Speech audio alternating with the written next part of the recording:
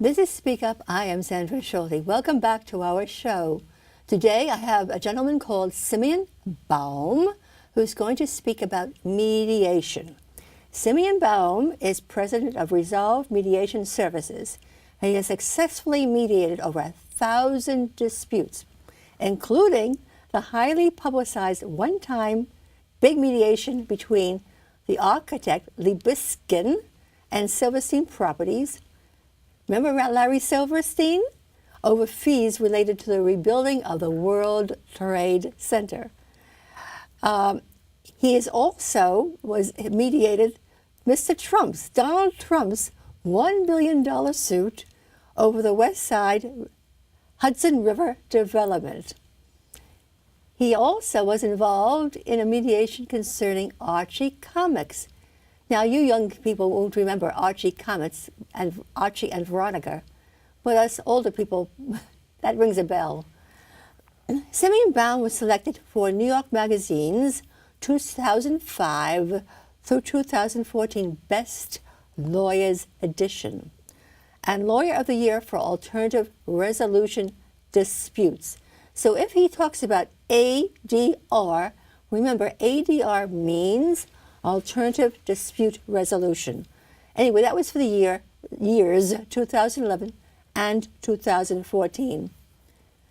For over 30 years, Mr. Baum has mediated claims, so it has quite a track record, concerning financial services, fraud, security industry disputes, insurance coverage, property damage, personal injury, bank fraud, and the list of subject matter just goes on because he's been doing this for 30 years.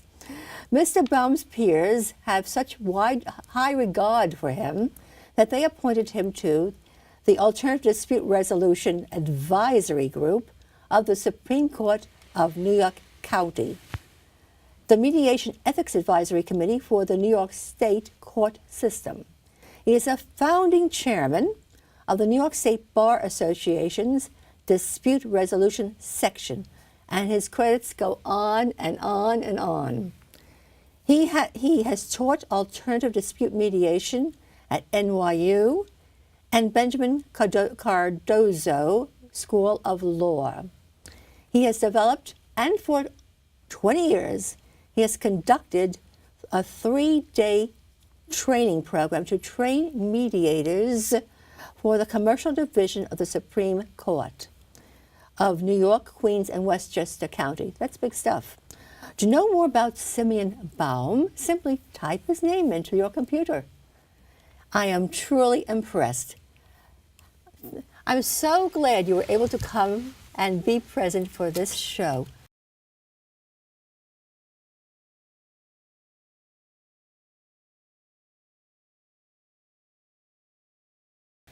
Now I have a couple of questions to ask you. What is mediation? Well, Sandy, first let me thank you very much for having me on your show. It's a pleasure to be here. Mediation, there are a number of different ways of defining it, but it's maybe the most centrist definition is it's a facilitated negotiation. It's the use of a neutral third party, the mediator, to help parties who have a dispute or have an issue that they want to work it out. And you know, if you'd like, I can expand on. Oh, before we go on, folks, go ahead. Go on.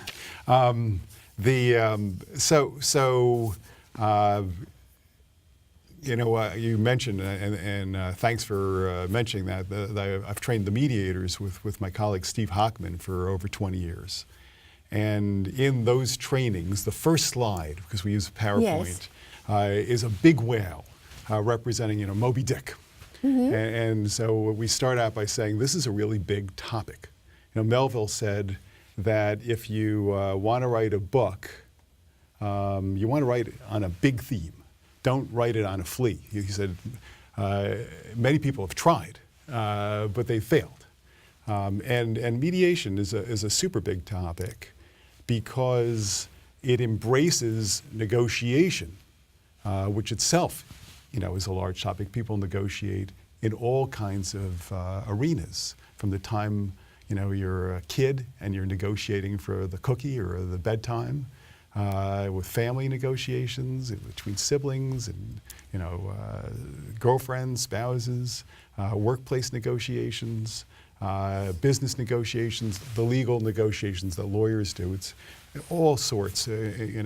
Frankly, you mentioned Trump. I think the Times reported that in some 100-minute interview, he had talked about foreign policy as being a negotiation. So we see negotiation everywhere. And negotiation it involves not just, and this is something that lawyers really need to get when we're training lawyer mediators, it's not just figuring out, okay, this is the case and here's my arguments and this is why we win or lose on this case. You don't have the statute of limitations in your favor or some technical thing or even the core substantive issues in a case. It's much more than that. It's people's interests, what they care about, their feelings also get worked into negotiation or into disputes, and their values and their principles and their perspectives. All of that comes into what's discussed when people are trying to work out issues in a dispute. And so what I love about mediation is you've got that big negotiation piece or dialogue piece if you want to go beyond negotiation. But you've also got the use of this unique person, the mediator, who's a neutral third party. So, people can ask, well, what's a mediator? And there's a whole range of definitions of what the mediator, him or herself, does. Okay, I like to think of the mediator fundamentally as a facilitator, somebody who's helping others. Like Jerry Maguire, help me help you. I think the mediator's role fundamentally as a neutral is a helper and is a neutral. So there's a unique quality of neutrality that the mediator has. That's true. He isn't hot under the collar because of his own interests. And, Right. and the interactions that have occurred over who knows how much time. You're right. There's a lot of history that a mediator touches a matter, but at the moment of that first touch, you don't know, what's going on and what's brought people to the table. And it could be a matter where they've been in a family business problem. It could be problems that date back to the time they were kids. In any number of business problems, it could be a multi-year dispute. Yes. Which are actually making the whole thing hot. Right.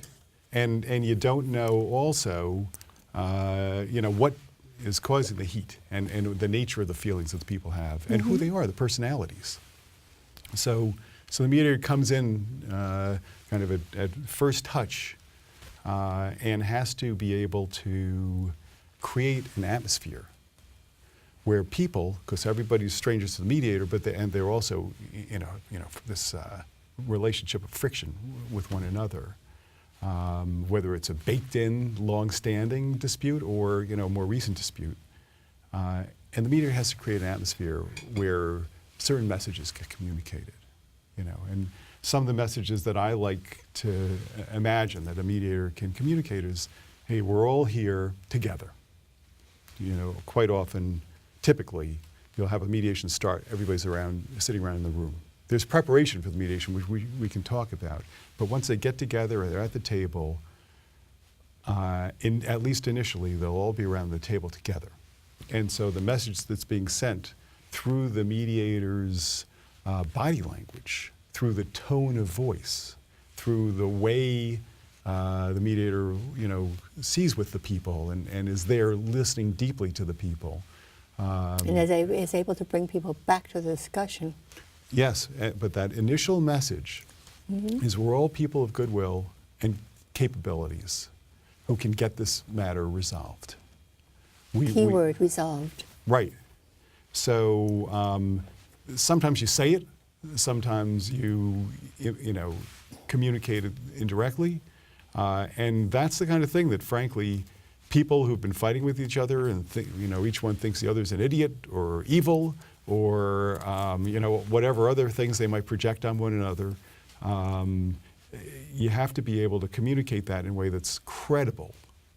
That's not like a Pollyanna kind of thing. And so the mediator's ability to kind of bring a sense of reality into the room, and yet at the same time to have vision and to have capacity for empathy, and to be that special neutral. And that is, and maybe we should talk about the differences between mediation, arbitration, litigation. That was going to be my next question. Oh, was it? All right. So the mediator is a special neutral who, unlike the arbitrator or the judge, yes, those neutrals are on no one's side. That's a neutral, because they are decision makers. But the mediator is not a decision maker. So the mediator is a special neutral who is on everybody's side.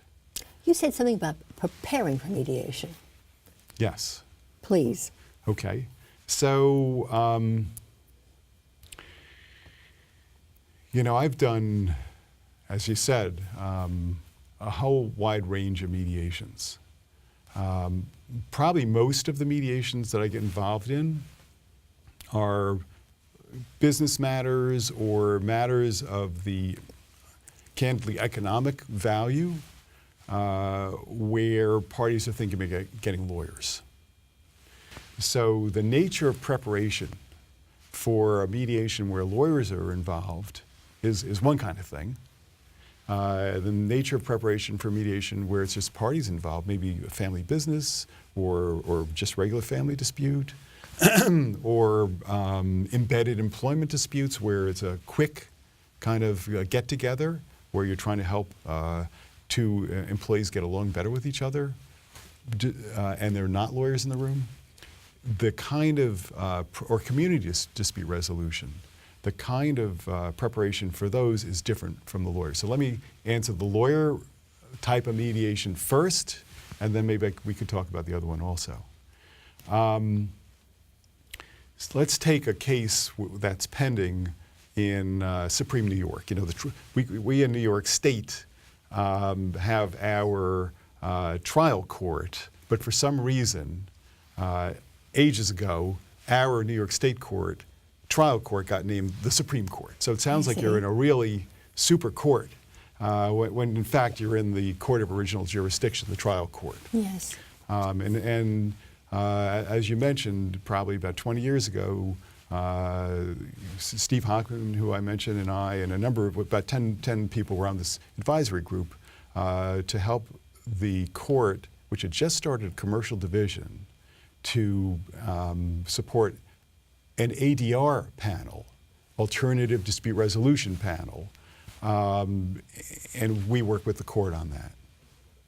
And now the Supreme Court, not only New York County, I've taught in Suffolk and Nassau and a whole bunch of places, including Buffalo. One quick question.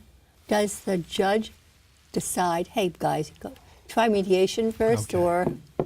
or does the lawyers, how does it, how does it get initiated? How does a case get into mediation? Right. Let me answer that, but I do want to get back to the Please. preparation question also. Actually, Sandy, would you mind if I defer Yes, you the can. question on how cases get into mediation and just kind of, and apologies for having the long contextual No problem. development, but get into how to prepare for mediation question also.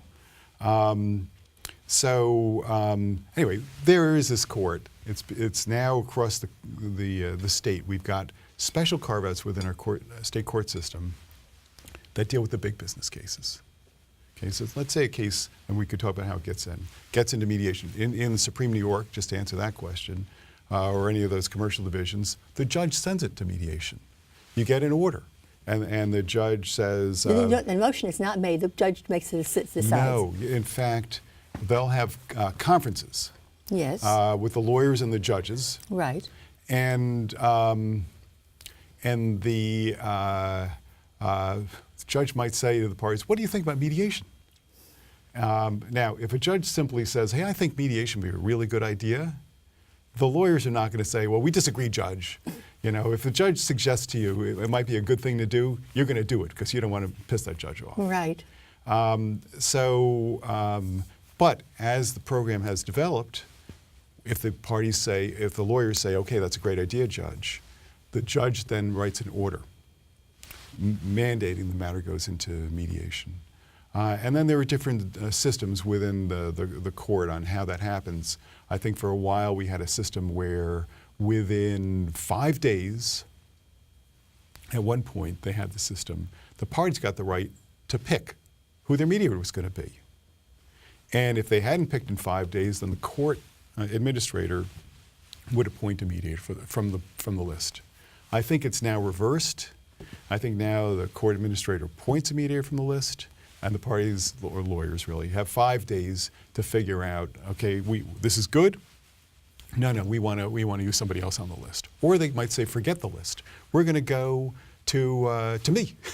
You know, maybe go to Resolve Mediation Services, or we'll go off to JAMS, or we'll go to somebody else. And JAMS? JAMS is an organization founded a number of years ago, West Coast and East Coast. It was JAMS and Dispute, and they merged. It was Judicial Arbitration Mediation Services. And frankly, a number of years ago, I was very uncomfortable with the concept of JAMS, because what it did was they took retired judges and used them as mediators and sent a message to the public that the mediator is like a judge. And one thing for sure, you heard me say, and I should get back to this, answering that question, how you differentiate mediation from litigation, arbitration, negotiation. It's not the same thing. The mediator is more of a background player. The mediator helps others think for themselves, helps others get comfortable, listens deeply to others, is empathetic, makes others feel so comfortable that they can do some brainstorming and think about the strengths and weaknesses of the case. They can think about that. That's their BATNA, their best alternative to a negotiated agreement. What happens if we don't get this thing resolved? It goes to court. Well, what's going to happen in court? You're going to win, lose, how much? So there's a piece of what goes on in mediation where people think about the case and do case analysis. And judges can be helpful with that, but so can experienced lawyers, and so can people who know how to ask good questions, like you. Ask good questions and also get people to think and then pay attention enough and have prepared enough so that they can follow up and say, gee, I hear you saying that, but how are you going to prove that? Or, you know, I hear the other people saying that there's no evidence of the fraud. There's no evidence of scienter, you know, of the intent. How are you going to prove that scienter piece? So you can do these analytic components with parties. Typically, those are not done, at least the way I do it, in a joint session, because I don't want to put one party on the spot by asking hard questions. I'll usually do that in a caucus. A caucus is a private meeting. In a negotiation or in a mediation, it's a private meeting with one of the parties. With fewer than everybody. So if you have a multi-party... Who's the fewer? Okay. Are there no lawyers? Or? That's a great question. That's a great question. So say you have a multi-party case. You Right. got a big construction matter, and you got 25 defendants. Right. Okay. You might say, well, a number of those defendants, you know, you've got the owner, you've got the architect and the engineers, the design professionals. And 10 lawyers behind Everybody's them. got a lawyer, loads of lawyers. All right. The legal fees are ridiculous. Yes. And they're more ridiculous if they're not in mediation. That's why mediation, one of the beautiful things about mediation is it can, in a day, you can get something resolved that would take years and cost millions of dollars to litigate. So, but if you've got all those people together, you might say, you know what, I want to meet just with the design professionals. So it doesn't have to be just with one party, the mediator one party. It could be the mediator a few parties. Mm-hmm. Sometimes you'll meet just with the lawyers, all the lawyers. Sometimes you'll say, in order to get this matter resolved, we've spent 5 hours together now going back and forth with the caucuses, with the lawyers, where the mediator's playing shuttle diplomacy, trying to work something out. And it's just not moving so well. you know what, I think maybe I'll take the two principals, the people who really, whose money is at stake here, whose issues are at stake here, I'll put them in the room together and see what happens. And the mediator can put the principals together, assuming everybody is okay with it, and they usually are when I ask. And sometimes you'll see hours of back and forth, and in 10 minutes, the principals work out a deal. They needed to go through the process, but they can work out a deal. So it's a mix and match opportunity in the mediation process, the facilitated negotiation. The mediator's job, partly, is to grease the wheels of that negotiation, to find the way where the impediments are, and then to be able to say, well, if they're stuck here, what if we go in this different direction? So there's a component of creativity in mediation also. But I still haven't really answered your preparation question. So, so let's assume the case has now been sent by the court to mediation, and for one reason or another, either you were on the list, or they picked you, or they come off and go get you, whatever it is, they've come to the mediator for mediation. In a commercial matter, usually what I will do is I'll hold first a joint conference call, just with the lawyers. And I'll say to the lawyers, gee, thanks for picking me. On a call like this, what I usually like to do is get a chance to say hi, and then and what I also find helpful is to hear from you in a nutshell what the matter's about, really for the purpose of figuring out what, if anything, needs to be done between now and when we get together, so that when we do get together, we've got a fully productive session. And that is an opportunity for me. That's a first touch moment with just counsel, an opportunity for me to learn about the matter. I usually sit there with they don't see me, but I've got like my headphones, my headset on, and I'm typing, taking notes, and try to get a sense, what's the case about? Then, of course, you're going to dig deeper, and by the way, what's the settlement history? Have people been talking about resolving this thing? And if we're going to be putting the parties together in a room, how's that going to work? Is there any issues we need to know about? And that's when the lawyers start telling you, oh, we don't want them together. They're going to rip each other's throats out. And frankly, that's an opportunity for me, not only to learn about the inter-party dynamics, but also to learn about the lawyers and how they see the dispute and how they see the dispute resolution process. Because frankly, as I said, I like the joint session to open up. I like having everybody together so I can send that message. However much they're warring, some lawyers and parties tend to be conflict avoiders, oddly enough. You could be a litigator, but you could also be a conflict avoider. And are uncomfortable if there are emotional expressions. They're worried, they're going to get pissed off, positions are going to become hard and fast, we're never going to be able to sell this thing now because this guy insulted the other guy. And my client might say something really dumb. I might say something that's going to hurt their case, and I, the lawyer, want to gag the client. So I learned that about the lawyers, and on that first call, I get the chance to talk with them about maybe other possibilities, other ways of looking at that joint session. And I send them a twofold message.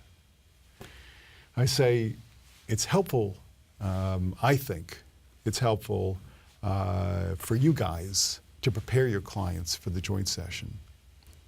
And of course, in saying this, it's preparing them too. By telling them there is two themes, two core themes, understanding and deal making. And when people talk with each other, I think it would be helpful for them to think, is what I'm saying going to build understanding of myself, even a reflective thing, or of the other? Is that going to build understanding, or is it going to so alienate the other party that it's going to shut understanding down? I say something in a way that the other person reacts to, and now they're not really understanding at all. They just want to go. Similarly, is that communication going to induce the other party to continue to engage in a deal-making process? Or is it going to be a threat or an insult or that kind of communication that is going to make the other person want to leave the room and quit the negotiation. My big problem is some lawyers have their own self-interest in keeping the thing going so they can keep their legal bills running. Yeah, you hear that a lot. And this kind of goes to the question of, you know, the lawyer's role in the mediation process, and even including in the preparation. And what I've actually found is we lawyers are a tortured people, litigators in particular, because on the one hand, we want to do the right thing. We want to do the best. The disciplinary rules have changed in New York, but there used to be a term, zealous advocacy. You want to be a zealous representative for your client. Now they call it diligent representation. But the lawyers really want to do the best for their clients and feel they have to be the champions. But at the same time, a lawyer in mediation is not a gladiator. And there are plenty of lawyers who really understand that they're trying to help the client make a deal. I know when I was a litigator, actually, I've been mediating for over 20 years. I've been a litigator for, I guess, over 30 at this point. It's you know, I don't know if I should be admitting the passage of time, but that's what it is.